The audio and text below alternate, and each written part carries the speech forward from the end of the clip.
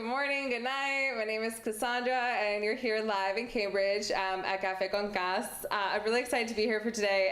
Today's a little bit of a short. We're going to do like a 23-minute episode. And we're here live from Cambridge, Massachusetts, and I'm just really excited to see all of you guys right now.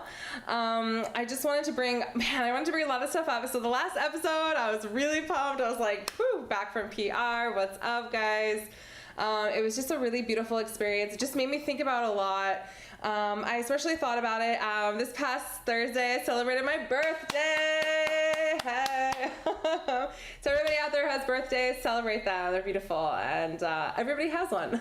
So let's celebrate those. Happy birthday to somebody watching this episode right now. So anyway, so we're here live in CCTV, and I was just looking down at my document viewer because, like, you know what? Today, let's just go like straight into the emotional check-in. So this is what's going on here right now. I'm really excited to show this to you guys. Check this out. Little neighborhood media pen. I'm really digging this right now. So anyways, all right. So this is what's going on today. So I'm feeling really hopeful. Not a little bit hopeful. Like, I'm feeling really hopeful. And I'm feeling a little bit shy. I don't know. I'm just like feeling a little bit shy right now because I was in Puerto Rico and it was an absolutely incredible experience, but I went through a lot of stuff and with family and identity, and it was actually one of the opportunities that it's just one of the opportunities that I took this trip around to actually hey guys, I'm just gonna like pop in and tell you the story. So anyways, so while I was in Puerto Rico, I just took a lot of opportunities to actually talk in Spanglish. A lot of time when I was in PR as a kid, I only spoke English, and then as an adult, I could speak Spanish as well, but sometimes I ran into problems where my Spanish was kind of like that of a fourth grader.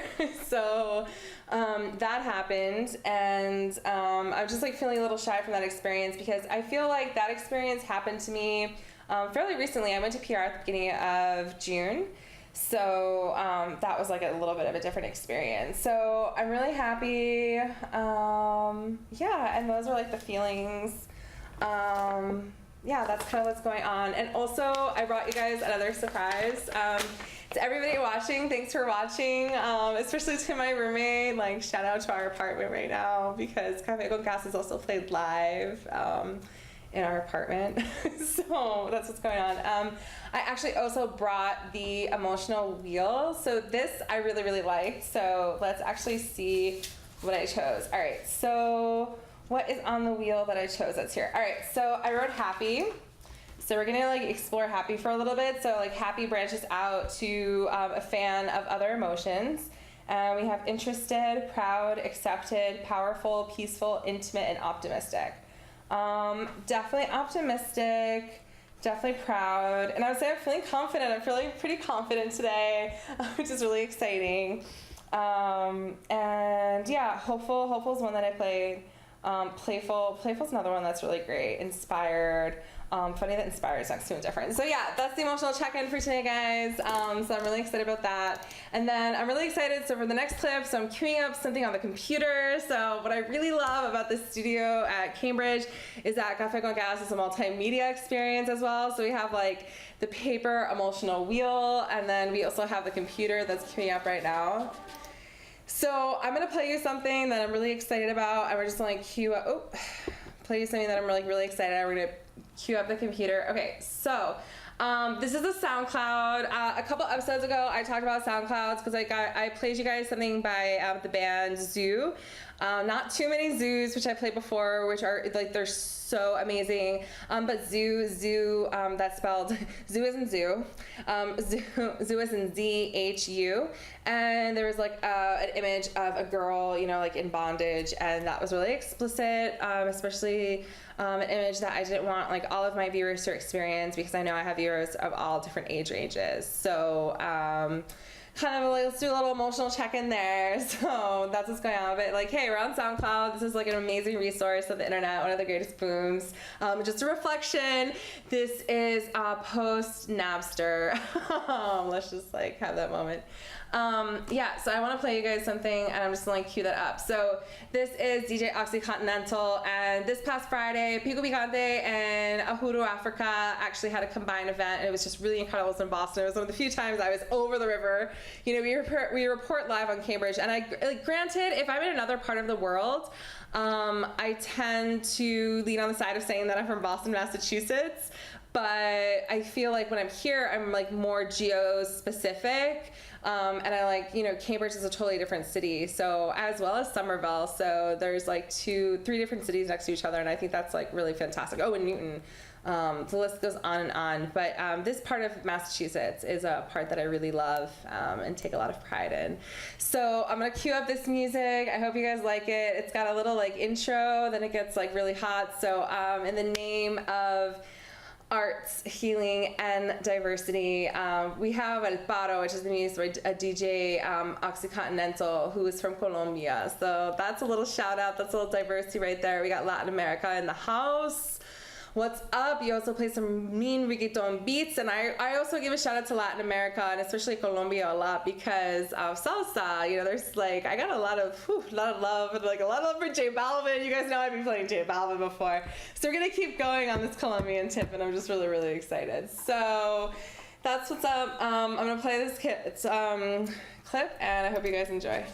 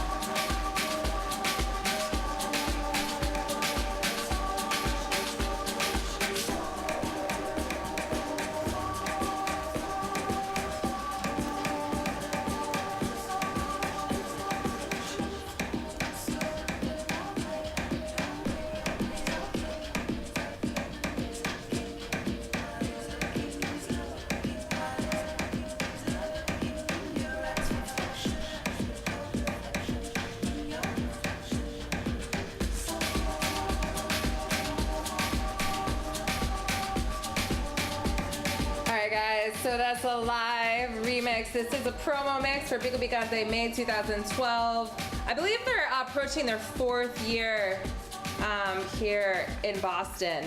That's a really long time. So So yeah, that's Oxy Continental, and they play some really, really good grooves that I'm like slowly playing in the background as well. Yeah, you can still hear that. So anyway, so yeah, May 18th, Good Life in Boston. They go to Good Life. They host a party about once a month in Good Life in Boston. You know, you can visit them Facebook, picopicante.com, picopicante.com. Yeah, you know what? In the name of arts, let's go check them out. picopicante.com. Got a keyboard here. Yeah. So yeah, here we go. So Pico Picante Boston.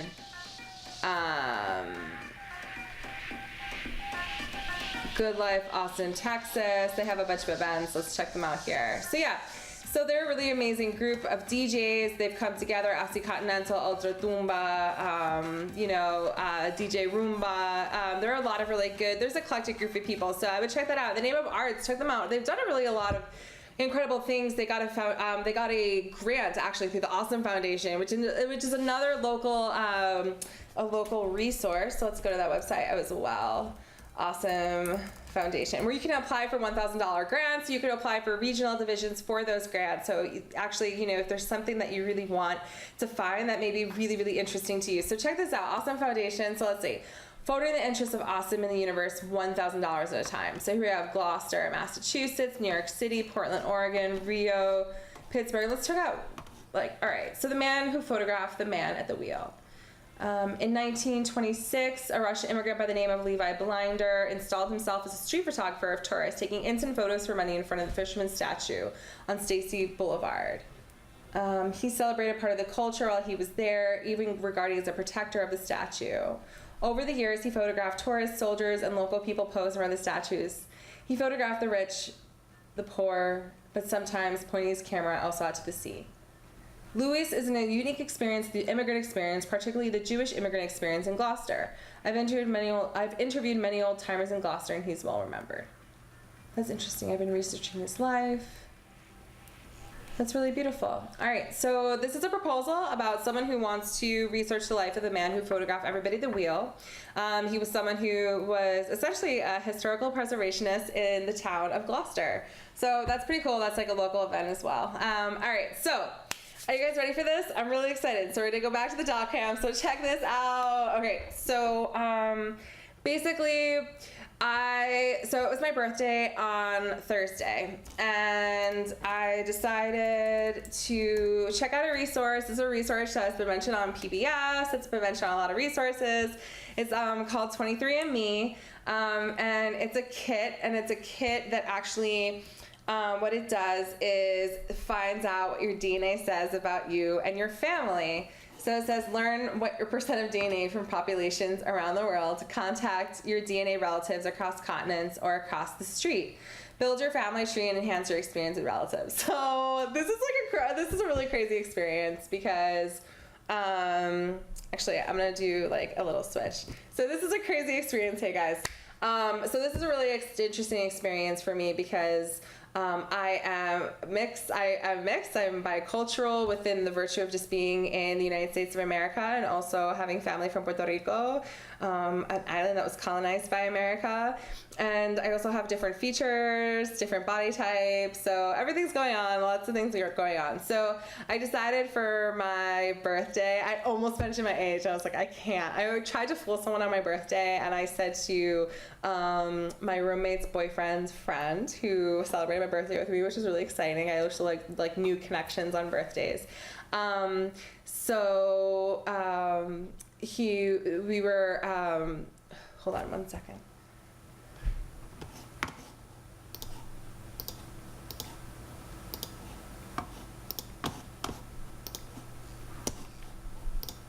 Sorry guys, I had technical difficulties for 1 second. All right. Okay, so anyways, sorry, we're live. Anyways, so I was talking about DNA, so like being of mixed races, and we were just having this conversation, and I was just really, really excited because I decided that on my birthday I would get this kit from DNA. So they're running jokes. So anyways, So the running joke at this event was the fact that I had a little bit of a tear, and I said, oh my gosh, what happens if I come out like 90% European, like white European? I'd be so pissed, you know. But I've had a couple of generations of family in Puerto Rico, and I have a really mixed background, as I had said. I have some French, and I also have some Irish. So that was really, really, really interesting to me. So I got this kit, so we'll see what my DNA says about my family. And we're gonna go back over here. We're actually going to turn this off. So that's something that's going on. And I also brought something to the table. I brought an oldie but a goodie, but it's something that I really, really love doing, and it's just something that I really like to renew when the time is right. And that's going back to your basic personal bill of rights. So we're just gonna try to like zoom in a little bit more on the stock cam. All right, so we're actually gonna zoom in a lot more. And we're just gonna go a little bit. So this is a sheet, and I was actually talking to a friend of mine today who was going through a really interesting family issue. And I told her, you know, you gotta be selfish. Sometimes you just have to be selfish. And you have to do what you want to do. And she had asked me, she's like, how do you be selfish? How are you supposed to be selfish? And it just prompted me to bring out this basic personal bill of rights again. I think sometimes you just have to do what you have to do, and like, let's just go right into the list. You know, you have the right to ask for what you want, and this is written in the first person, so I'll switch there. I have the right to say no. I have the right to feel and express my feelings, both positive and negative. I have the right to make mistakes. I have the right to have my own opinions and convictions. I have the right to be treated with dignity and respect. I have the right to change my mind or decide on a different course of action. I have the right to protest unfair treatment or criticism. I have the right to express honesty from others. I have the right to my own values and standards. I have the right to be angry at someone I love. I have the right to say, I don't know. I have the right to negotiate for change. I have the right to be in a non-abusive environment. I have the right to ask for help or emotional support. I have the right to my own needs for personal space and time, even if others would prefer my company. I have the right not to have to justify myself to others. I have the right to take responsibility I have the right not to take responsibility for someone else's behavior, feelings, or problems. I have the right not to anticipate other needs and wishes. I have the right not to always worry about the goodwill of others. I have the right to choose not to respond to a situation. So these are the personal bill of rights, and they're really, really profound, and I just wanted to go back and revisit a couple of them. For something that's really interesting, I wanted to explore number 17 for a second. I have the right not to justify myself to others. A visual that I've used on Café con Gas before is the mural that says indication of harm, not proof of harm, is our call to action. And I really, really go back and I think of this, and I think of this in the name of healing. That mural is really profound to me because I think, again, it has to go to, to that point, I have the right not to justify myself to others. Saying I need rest is enough. You don't have to justify or give the reason why. Those little subtle actions are enough. And I think that's a really heavy subject, and I think that's something that takes a lot of practice. And again, it goes back to also number 2, which is, I have the right to say no. And I think it's a really good time to go back to the emotional check-in. Sometimes I feel okay, so I have the right not to justify myself to others, and I have the right to say no. Sometimes that makes me feel a little fearful. And that's a really hard feeling to have, which makes me a little anxious, scared, insecure, and worried. I wouldn't say the other things, but that's those are really things that are, emotions that are really hard to deal with. So what do you do in those moments? How can you flip that over? How can you feel more, confident? I think here, I think one of the important points are, I have the right to be in a non-abusive environment. I have the right to negotiate for change. I have the right to say, I don't know. They're really interesting points that I think that everybody can really remember. And I think that in the spirit of, honoring one's own emotions, I think learning the basic personal bill of rights is really important. And I think, let's see, I like the one that's, I have the right to protest unfair treatment or criticism. I think that's a really big one, speaking up for what you feel like. Number 6, I have the right to be treated with dignity and respect. I think these are all really important emotional check-in points, and I think in the name of healing, it's so important that we go back and check these emotions. And I think, I hope you guys, enjoyed this little more condensed version of Café con Gas, and you check in with your own emotions.